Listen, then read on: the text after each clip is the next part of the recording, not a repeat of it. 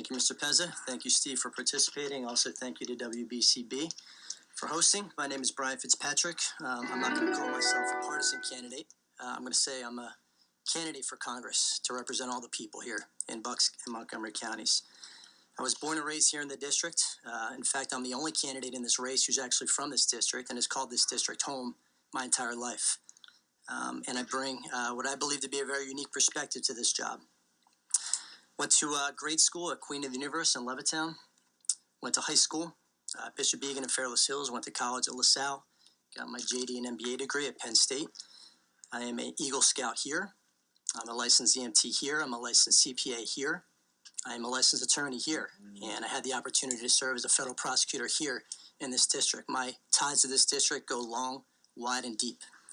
And for the past 14 years, I had the opportunity and the honor to serve in what I believe to be one of the most amazing organizations on this planet, the FBI, where I was a special agent, where my duties took me from coast to coast and around the world, working both anti-corruption and counterterrorism matters.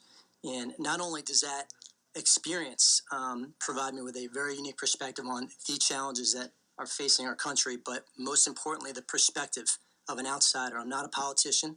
I haven't been part of the broken Harrisburg system. I offer an outsider's fresh perspective on fixing problems in an independent fashion. It's exactly what this district wants and what they need. And I look forward to the debate in the days and weeks to come. Is it time to stop applying traditional principles and past paradigms to the global economy we live in?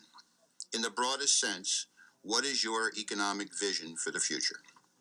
Brian, we'll start with you. It's a very broad question and a good one, and it touches upon a number of different things. It touches upon the environment. It touches upon free trade. To answer your question in a very concise manner, Bill, because I know that's a very broad question for a 2-minute response. We absolutely need to modernize. We need to globalize. We need to do everything that we can to advance America's interests.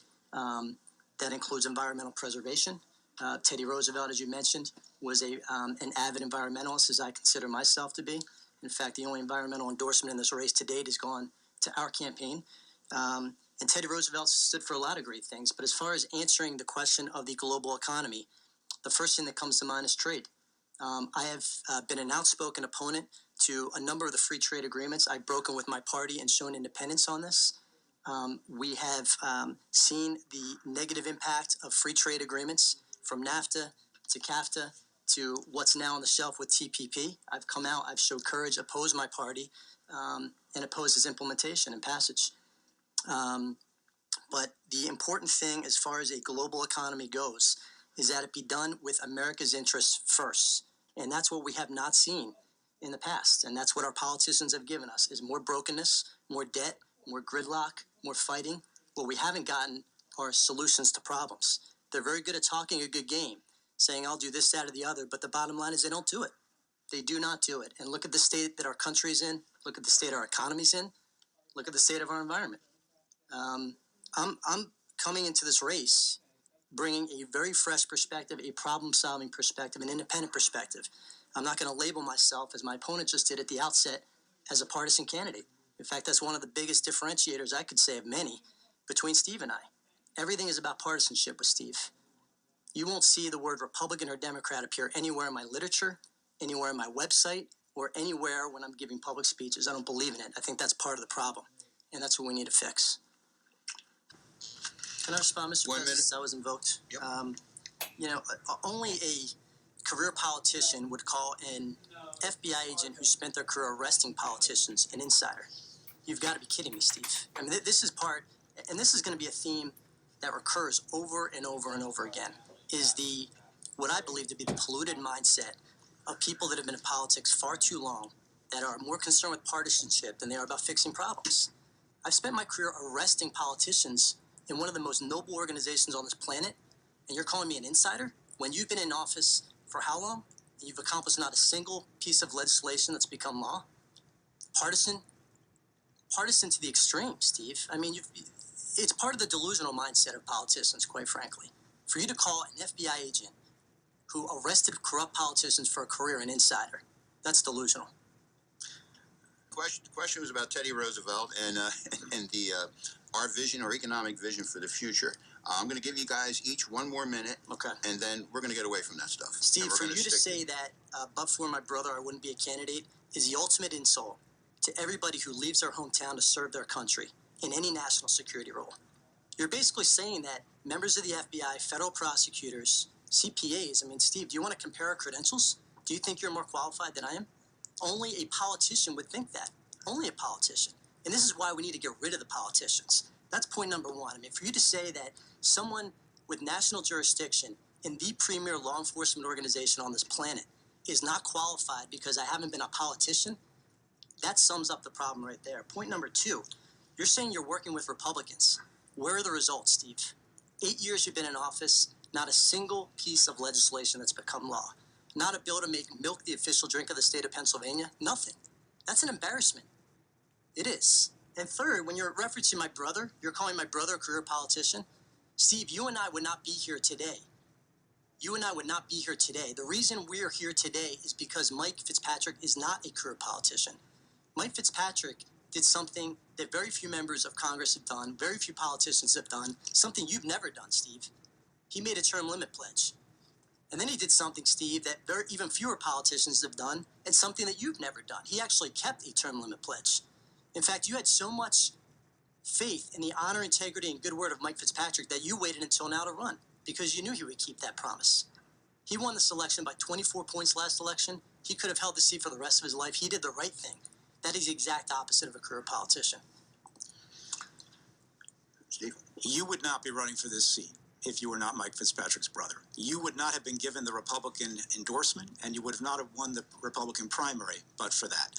The reality is, and no one's questioning your credentials, what I'm saying is... You just did. I'm not. What I'm saying is that, please let me finish. What I'm saying is that you are an insider. You have connections, and for you to say otherwise is candidly So someone who ridiculous. arrested politicians is an insider. Brian, if I may finish, I gave you the respect of completing your statements. You should do the same for me.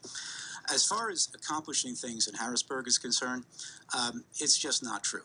You know, I wrote a bill that reformed our state legislature when it comes to the intersection of politics and government action. That was adopted as one of our new rules in the House. I wrote a bill that made it easier for state banks to loan to small businesses. That became part of our fiscal code in my first term. And back home, I've served our community regularly. You wouldn't remember because you weren't here back during Hurricane Sandy. But we had devastation in our area. And in the week that followed and the weeks that followed after that, I was out in our neighborhoods working for the people that I represent. So for you to stand here today and claim that I haven't done anything or I haven't been serving the people of this community is flat wrong, and I'm not going to sit here and listen to it. Steve, there were freshman Democrats that have passed bills in the House. Freshman Democrats. We're gonna, no excuse. We're going to take a commercial break. When we return, we're going to return to the script, and we're going to return to the questions that affect the lives of people of Bucks County and not the exchanges we've been having now. Fitzpatrick, 2 minutes. Since Steve spent the entire time not answering your question, Bill, and talking about Donald Trump, I'll take the liberty to talk about Hillary Clinton right now. Part of the time. For the first time in our nation's history, and yet another major contrasting point between Steve and I recognize fully, as do most people in this district and in this country, that for the first time in American history, we are going to elect a president with over 50% disapproval. That makes me sad as an American. It makes me very sad. It's never happened before. It's unprecedented. What I have done, and first of all, Donald Trump is not even a real... I mean, Donald Trump spent most of his life as a Democrat. He, much like Bernie Sanders, essentially was a third-party candidate that ran inside a Republican primary. Bernie did not prevail. Donald did. But for Steve to completely ignore, when I fully acknowledge all of the problems that Donald Trump has, and there are plenty, but that demonstrates my independence. What Steve fails to do, again, because of his extreme hyperpartisanship, which is the last thing we need in D.C. right now, what he refuses to do, and he just did it right now, cannot bring himself to criticize Hillary Clinton. And there is a ton to criticize Hillary Clinton for, much like there's a ton to criticize Donald Trump for, and as I've done. Steve won't do it. The last thing we need is this partisanship. Steve, you want to talk about national security, and both are troubling, by the way? Hillary Clinton is not eligible to hold a security clearance. The FBI director said Hillary Clinton was extremely reckless with national security information. Now, why don't you just own up to that? Own up to it. And why don't you own up to the fact that there's not a single place on this planet that is safer now than it was 8 years ago? Those are the facts. Be honest, Steve. For once in your life, be independent. Strip yourself from your partisanship. Serve your country. Okay, I'm doing it at the top of our ticket. I'm very critical of many things that he does. But you cannot bring yourself to criticize Hillary. 1 minute, Steve. You said you're voting for Donald Trump. You said you support Donald Trump. This is the man who, as Bill Pezza read just a few moments ago, Tom Ridge, a former governor of Pennsylvania and the first Secretary of Homeland Security, signed on to that statement that said that Donald Trump would be the most reckless president ever to occupy the Oval Office. There's no question here. This man is unfit to be president of the United States, and you're still voting for him. I don't, you say you criticize him, but you're still voting for him. Have you criticized You're still him? supporting him. You're still going to wait a minute. You're going to vote for Donald Trump to be president of the United States, a man who didn't know that the Russians had invaded the Crimea, a man who questioned our responsibility to our NATO allies. You're going to vote for that person. You're going to vote for a man who has been criticized over and over again for his positions and his recklessness, who will say anything off the cuff, which, as President of the United States, is absolutely unacceptable. And Steve, you're going to vote for someone who had a private server in her basement who used BleachBit software. Are you familiar with what that is, Steve? You're probably not, because you have no national security experience. Maybe sometime we'll have a conversation about what BleachBit software is. Kept a private server in her basement, which in all likelihood was hacked by probably both the Russian and the Chinese. There's problems with both candidates, Steve, and that is the difference between you and I. You cannot bring yourself to strip yourself from your partisanship, even for a second, and be independent and criticize your party's candidate. If you were truly independent, you wouldn't be voting for Donald Trump. You're voting for him because he's the Republican candidate. Steve, you know what? No, that's the end of the story. You're voting for him for one reason and one reason only, because he is the Republican. False. So for you to stand, so what reason are you voting for? Steve, you are seeking. If that's let me answer the question. Let me answer the question. You should answer it. Actually, why are you voting? Technically, it's Mr. Fitzpatrick's time. He has 20 seconds. Answer the question. Why are you voting for him? You're in the rebuttal of the original. You're responding as to why you're voting for Donald Trump. What's the question? No, the question is, I asked both of you to talk about the person at the top of your ticket, and you both took your 2 minutes. I've made clear. And then you each had 1 minute rebuttal. He took his. You're in the middle of your rebuttal. You're interrupted, so you have 20 seconds. I was interrupted a lot. You've been interrupting me throughout this debate. So Donald Trump was probably my last choice in the primary. I supported John Kasich, a reasonable problem solver. You know who you supported in the primary? Hillary Clinton. But you're voting for Donald Trump. Are you going to let me finish, please? Go ahead. You know who you've yet to criticize? Hillary Clinton. You've yet to criticize her. Do you believe Hillary Clinton is honest and trustworthy?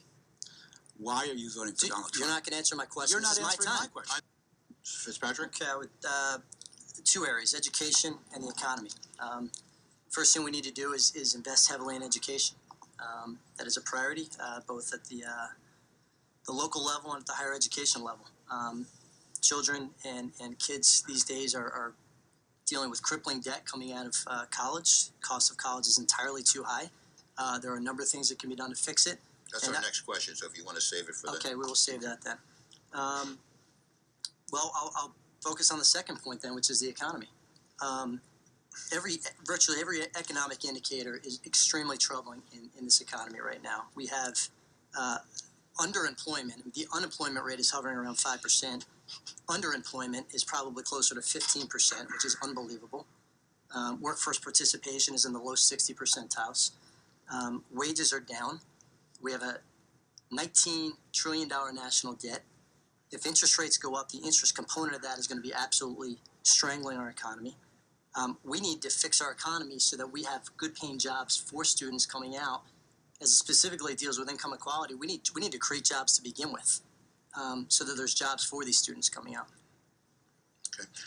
You're both entitled to a 1 minute follow-up, but I want to ask a follow-up first. Sure. Because I don't, perhaps I didn't word the question as specifically as I'd like to, because I don't feel either of you addressed what I was thinking about, and that is, I mean, education is important, but are we saying that because we have an untrained workforce, people are not making it into the middle class, or the middle class wages aren't rising? I'm thinking more about taxing policy. I'm talking about minimum wage. I'm talking about things that specifically help the middle class, help the 50-year-old worker, help the 45-year-old worker. Thank you, Mr. Fitzpatrick. Of course, workforce development is important, Steve, but we need to create jobs. Workforce development does nothing if there's no jobs for these kids to go into. And that's where growing the economy comes in. This is it's almost a separate debate altogether on how to grow the economy. But as far as income equality goes, if you don't have jobs at the lower level and you have an administration that's juicing the stock market at the top level, of course income equality is going to occur, because only people that can afford to go into the stock market can afford to invest, and they're the ones that are reaping the rewards, which increases the income equality gap. It all comes down to the economy, creating jobs, and specifically to the middle class, Mr. Pezza, the trade agreements. I mean, there's two key components to rebuilding our economy and creating good jobs, ending these awful trade agreements that are decimating our middle class, and dealing with the corporate tax rate and the individual tax rates once and for all. Until we create a pro-growth environment where we create jobs, we're going to continue to have not just income equality, but joblessness. Okay, thank you. Mr. Fitzpatrick? And it's actually over 20 million kids that are going to be struggling with this kind of debt. Steve's answer is he wants a national discussion on the cost. That sounds like a politician's answer to me, if I ever heard one. What I think needs to be done is two things. We have to address the cost of college tuition and then the cost of the interest on student loans. As far as the cost of tuition goes, the vast majority of institutions receive some form of federal funding. And on the national level, what we can do is tie that funding to required audits of every single university to disclose the cost of their overhead, and anything that's not any dollar of tuition that's not directly related to either the educating of children or the placement of those kids in jobs ought to be scrutinized. The overhead, the administrator salaries, that is a major driver in the cost of college tuition. It's unfair to the kids. And as far as student loan goes, this is one spending program that I don't view as a spending program. It's an investment. Education is an investment. It's critical to the future of our country. I support full subsidizing of student loan interest to bring it as close to zero as possible. Give these kids a chance to get their first start in life, because right now they don't have it. Thank you. For both of you, as your 1 minute, you're each entitled to a 1 minute follow-up, but who should administer these loans? Banks have been doing it at a profit. Should banks do it? Should government do it? What? Competition breeds excellence. Competition will result in the best product at the lowest cost. This is no exception. Let banks, let the government, let all interested parties who want to be in the market compete for the students' business and for families' businesses. And that will result, I believe, in the lowest interest rate for students. So a government program of loan assistance. Absolutely. Without being funneled through the banks. Absolutely. All right, Patrick. If there's one thing more than anything that has really devastated our economy, devastated our middle class, crushed our manufacturing base, it is year in and year out unfair trade agreements that don't benefit us, that increase our trade deficit with so many countries. And TPP is the most recent example, with a dozen countries currently a part of this draft is what it is at this point. I see the same thing coming down the road. Anytime you're dealing with countries that don't have the same labor standards as we do, don't have the same environmental standards as we do, some countries that manipulate their currency oftentimes is a matter of public policy. We're not playing on a level playing field, and it's going to continue to hurt the American middle class. It's going to continue to hurt the manufacturing base. It's going to continue to hurt our economy.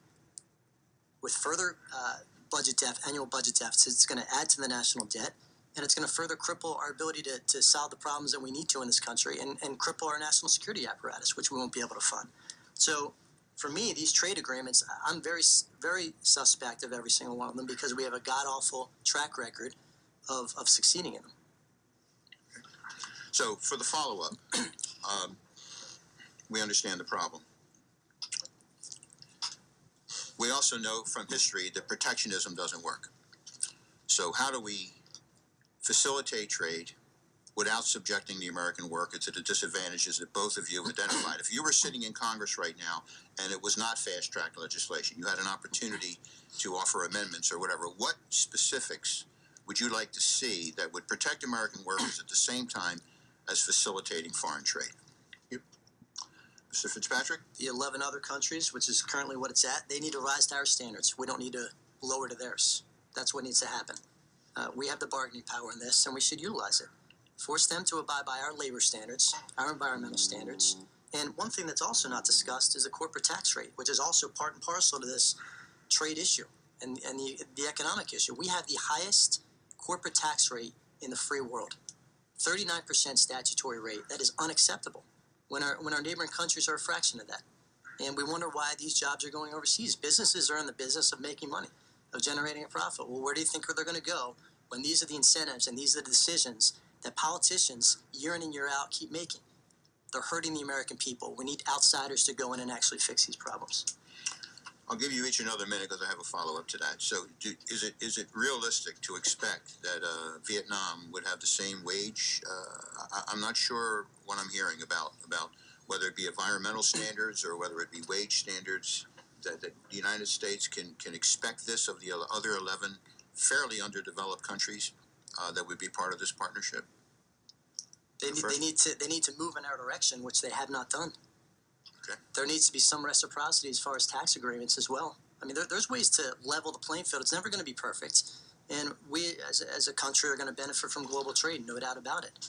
But right now, the disparity is too great. And what I see, the writing on the wall, is exactly what happened with NAFTA. It's going to be NAFTA all over again. Our trade deficit is going to continue to increase. The middle class is going to hurt. We've seen it before. And if we don't learn the lesson from the past, shame on us. Okay. Mr. Fitzpatrick? Financial sanctions, regional partnerships, and most importantly, American leadership. North Korea is just one example, Mr. Pezza, of where we're seeing provocation hit dangerous levels. We need to work with our South Korean partners, mainly those in and around the DMZ, the area that separates North and South Korea.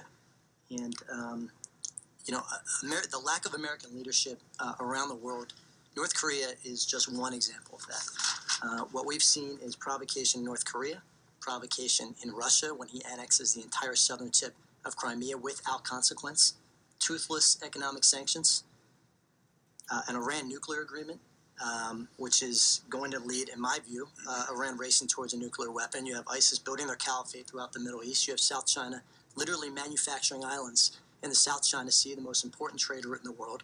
North Korea is but one example of what politicians have brought us, which is failure of leadership. That's why we need a new direction in this country, and foreign policy is no exception to that. For both of you, at what point would you consider American military action against North Korea to preempt if they were on the verge of finally having something that we could not go back from?